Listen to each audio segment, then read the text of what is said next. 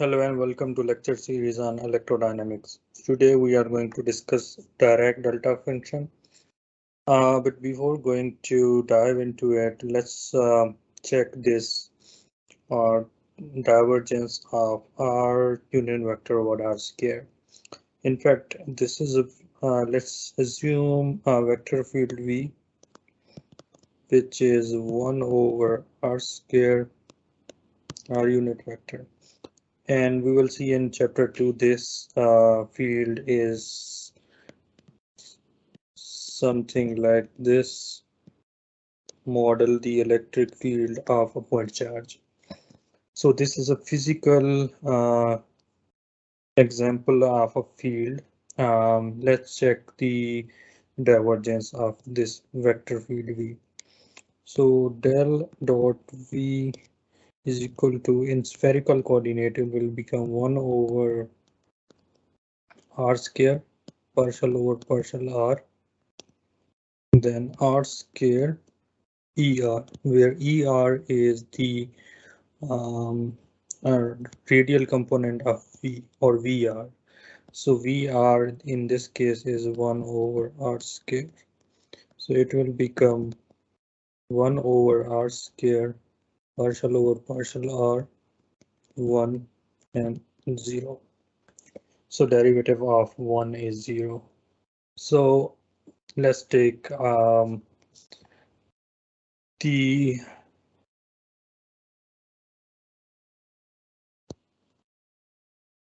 closed loop integral over some radius R and evaluate this function V over the surface, the closed loop surface. So if we assume the radius of that closed loop surfaces R, then dA will become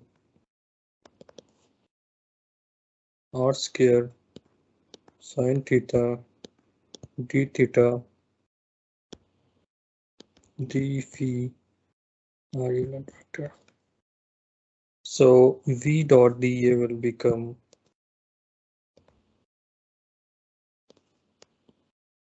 R square sine theta d theta d phi, and 1 over R square will become 1 over R square.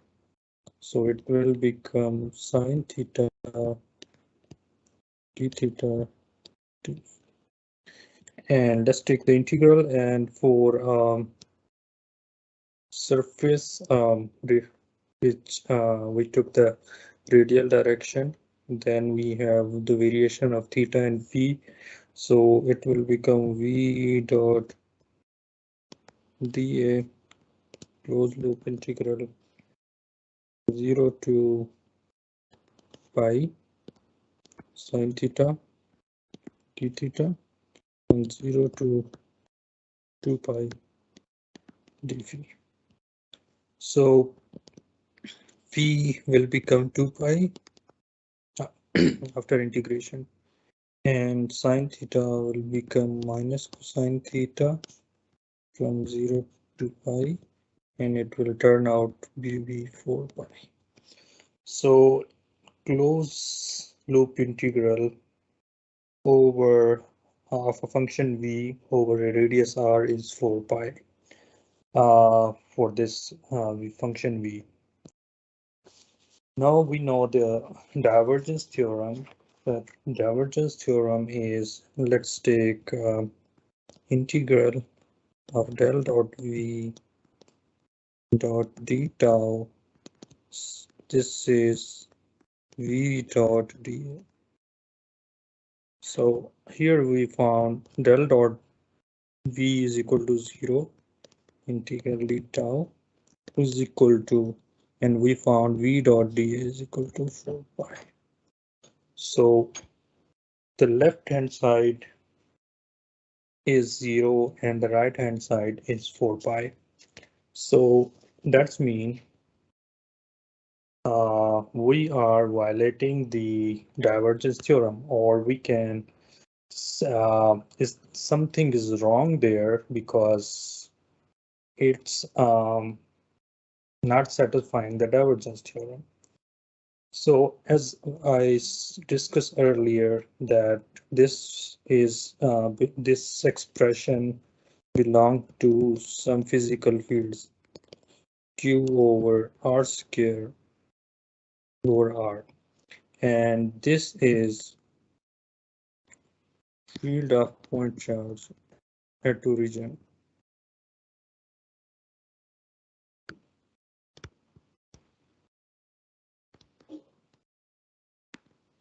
But the problem is, where is the problem? The problem is at R is equal to 0. So this field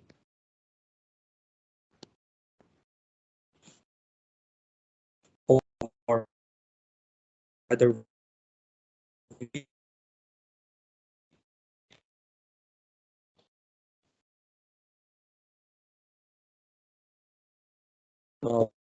have the source Q.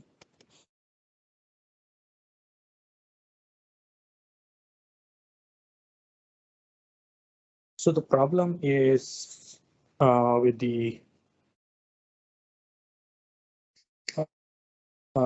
field is blown up at the origin. So we need a special treatment to avoid or to follow the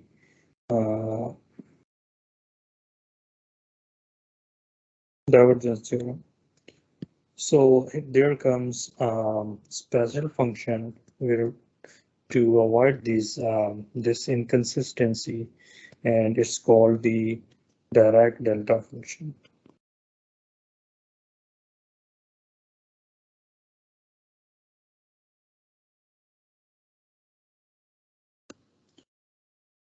So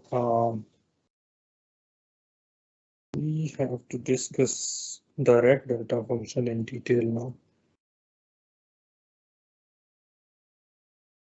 So the one-dimensional Dirac delta function is defined as delta of x is equal to 0 if x is not equal to 0 and infinity if x is equal to 0. So as we saw that the function is v who is blown up at origin or at r is equal to 0. So here for one-dimensional Cartesian coordinate system, so delta of x is blown up at 0.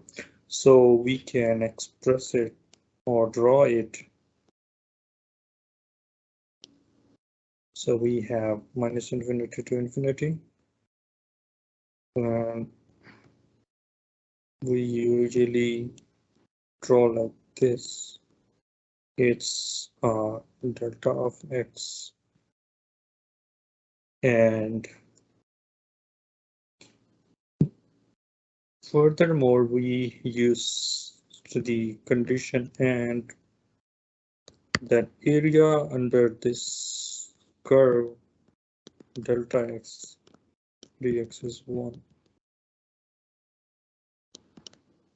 So this is a special kind of function that only exists at x is equal to 0 and have infinite value, but the integral of this function from minus infinity to infinity is 1. And strictly speaking, it's not a function as it has infinite value at x is equal to 0. You can call a distribution or it's more like a distribution. So, but with special properties. And it has some interesting properties, like if we have ordinary function f of x, then if we are going to multiply it with the delta, then it says the value of the function is only valid at x is equal to 0, or take the only singular value at x is equal to 0. And we can, in the area or of this thing is 1, we can prove this using the integral again. So integral f of x delta of x dx is equal to f of 0 delta of x dx. So f of 0 integral delta of x dx is equal to f of 0. So if we want to take the integral of this f of x multiplied with delta of x, this will take only the value at the where we have the delta defined. Or in general, we can define delta in terms of a shifting variable, like delta is not at x, but it is at x is equal to a. So in that case, we have 0 if x is not equal to a, and infinity if x is equal to a. So in this case, in fact, delta is not origin, but at a.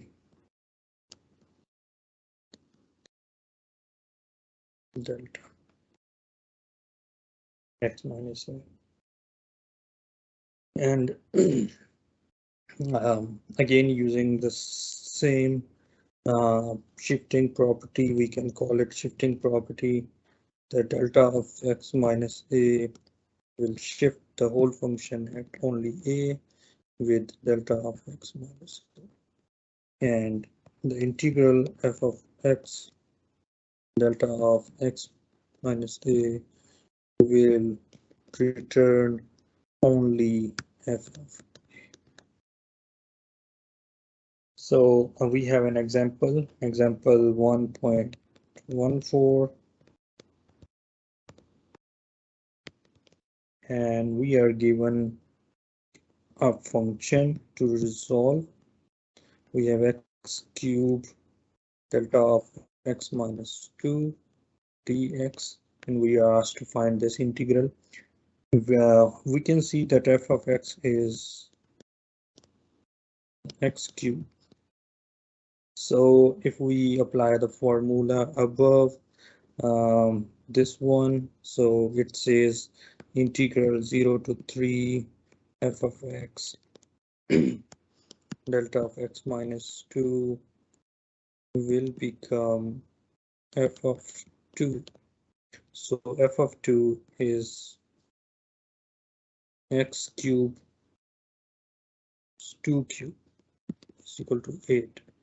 Here's one thing more is important to see, that our integration is from 0 to 3, and our delta, the value of the function, is at x is equal to 2. So the limit of integration and function is within the limit of integration. So this we can use the value of this one. If this was not the case, we have the limit from 0 to 1, and we have the same function, and delta is x minus 2. So we have the value of the function f at 2, but limit of integration is from 0 to 1. So our function is lying outside of the limit of integration. In that case, this will return this 0, because the function is, so you are trying to find the function is somewhere here at x is equal to 2, but you are trying to find the area from 0 to 1, not this side, 0 to 1. So in this area, in this region, we don't have any value of this function. So the area will become 0 in this region. So this is so other thing about delta is two different delta as long as they have they are under the same limit of the integration. Um, the values will not affect, because if you see there you have two delta, different delta. One is at x is equal to 2 and one is equal to x is equal to 3, and but the limit is from minus infinity to infinity, say, then the integral will become the same, because the functional value d2 of x will take the same area if it's beyond x is equal to 3 or x is equal to 2. So as far as they are within the same limits or within the limits of integration. So we have another example, and that is example 1.15, and this is show that delta of kx is equal to 1 over k mod delta of x. You can call it a scaling property, because delta of kx is scaled 1 over k mod delta of x, where k is non-zero, it can be positive or negative. So we have to prove that these are the same. So let's start with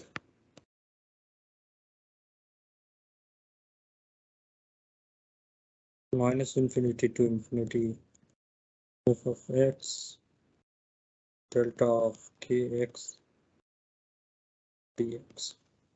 And if we change the variable from x to y, then we can say y is equal to kx, and then x is equal to y over k, and dx is equal to 1 over k dy. Now, if we have a positive uh, delta, a positive k, then the limits for x, if x is positive infinity, then dy is positive and infinity, and same goes negative infinity negative. If k is negative, then what will happen? If k is negative, then we will have the limits. If for x is positive infinity, then it turned out to be negative infinity for y, and say means minus infinity will go to positive infinity for y. So that means we have to accommodate the sign while we are going to replace x to y, in case k can be negative. So delta of kx dx, so plus minus, and it will become minus infinity to infinity x f of y over k, and delta of y, then 1 over k dx. So we can replace plus minus with 1 over k mod, so it will take the both values positive or negative, and the other thing will become, the whole thing will become f of 0 integral minus infinity to infinity delta of y dy, and this integral we know is 0. This is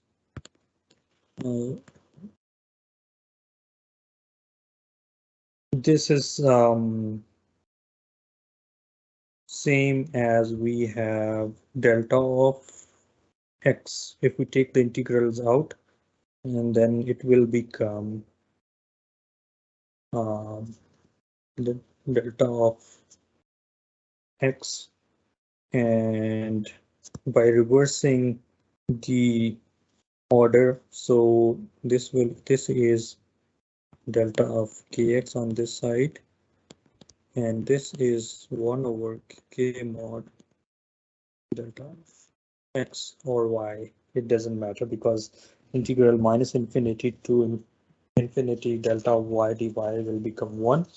So this is you can call the scaling property of the delta. All right. Similarly, we can define the three-dimensional delta.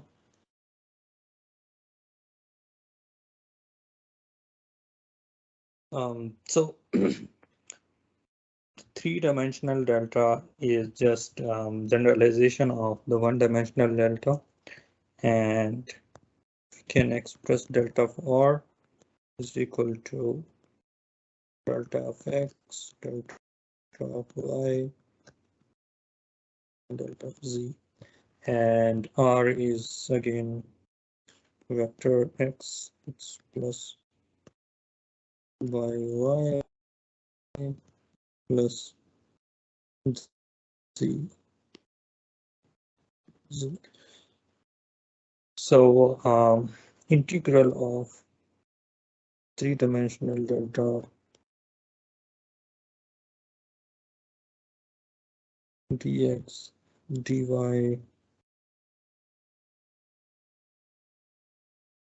dz, where minus infinity to infinity for all three is 1. And again, the scaling property, the shifting properties hold similarly as we did for the one-dimensional delta. So integral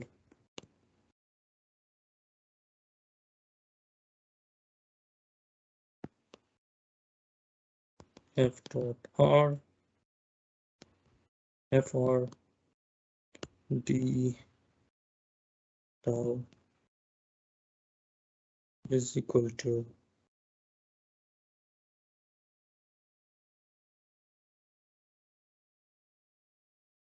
I did mistake.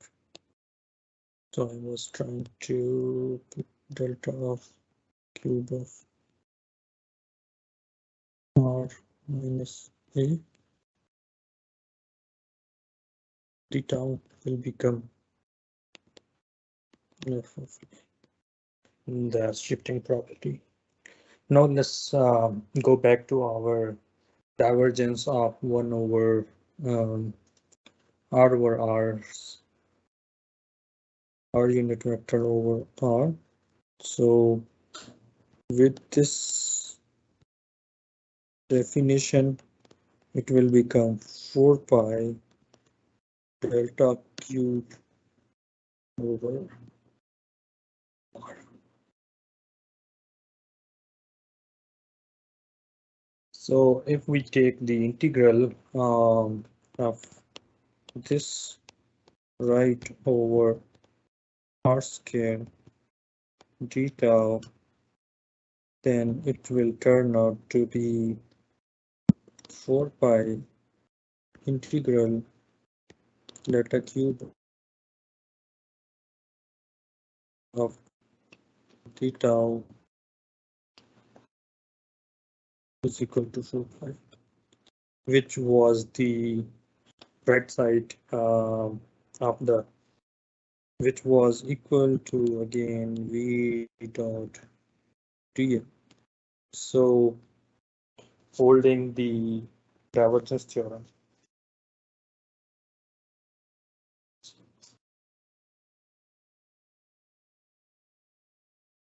So Defining the Dirac delta function three-dimensional can avoid the inconsistency of divergence theorem. So divergence is not zero anymore um, of R unit vector or R scale. So we have example 1.17 and we are asked to evaluate the integral. J is equal to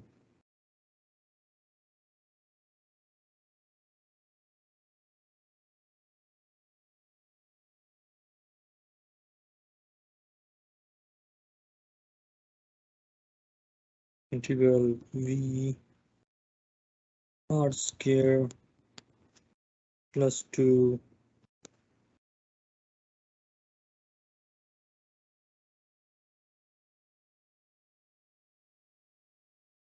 del dot R over R square.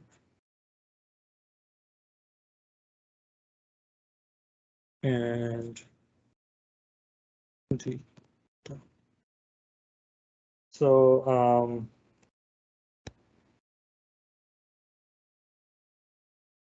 over a radius R.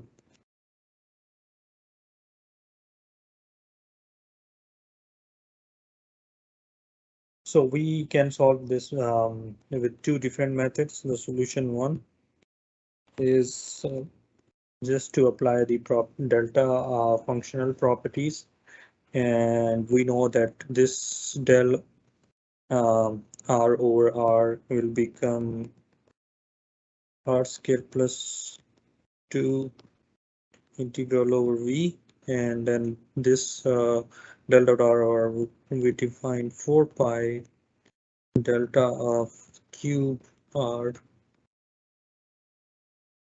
theta. So using the functional or shifting property, it will turn out that 4 pi is out. This is F and this is delta. F delta will become F of 0. So F of 0 is, if we put this is the whole thing is F, and F of 0 will become 2, and this is 8 using the delta property. Now there is another way to solve this, the lengthy process. So we can use the integration by parts in that. So we have given F del dot A d tau over V. So we can write this one over V A dot del F d tau plus integral over closed loop F A dot D. So we are given F is R square plus 2. Now we are given A is R unit vector divided by R square. So del F, what will become del F? Del F will become del of R square plus 2. So it will turn out to be 2R unit vector. Now we have A dot del F. If we resolve the first integral, A is given, A dot del will become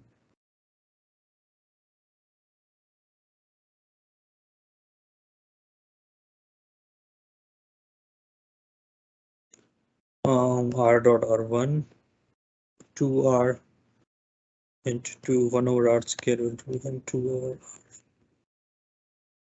All right, so we have to resolve the first integral, then it will become integral V 2R. We are resolving over sphere of radius R, so it will become R, then R square Sine theta, d theta, d phi, and dr for the volume. And integral will go from 0 to pi for theta, 0 to 2 pi for phi, and 0 to r for. So after doing integration, it will become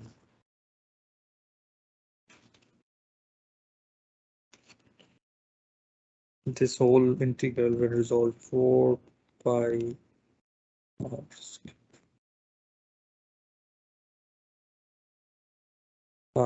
I should not replace capital R here.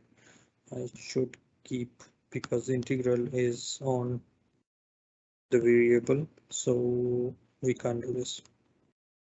Since R is still integrable, so this will become 4 pi r square.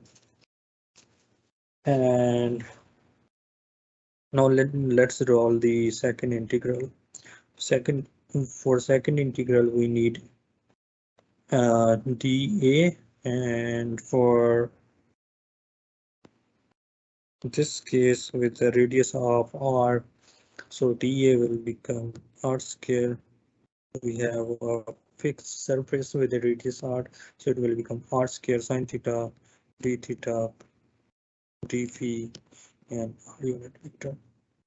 So a dot dA will become r dot r, and so again we have fixed surface and we are dissolving at r is equal to r, so r is equal to r, so it will become sine theta d theta d phi, and r square will cancel with 1 over r square, which is involved in a. So resolving this integral 0 to pi 0 to 2 pi r square plus 2 sine theta d theta d phi will become 4 pi into r square plus 2, and here we have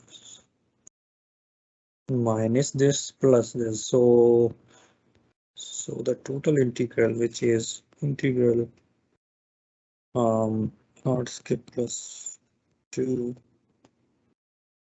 del dot r over r square theta will become minus 4 pi r square plus 4 pi r square plus 2, so this will become 8 pi, and this result is same as we consider the shifting property of the delta function. We will continue with next section in next lecture. See you in the next lecture. Bye.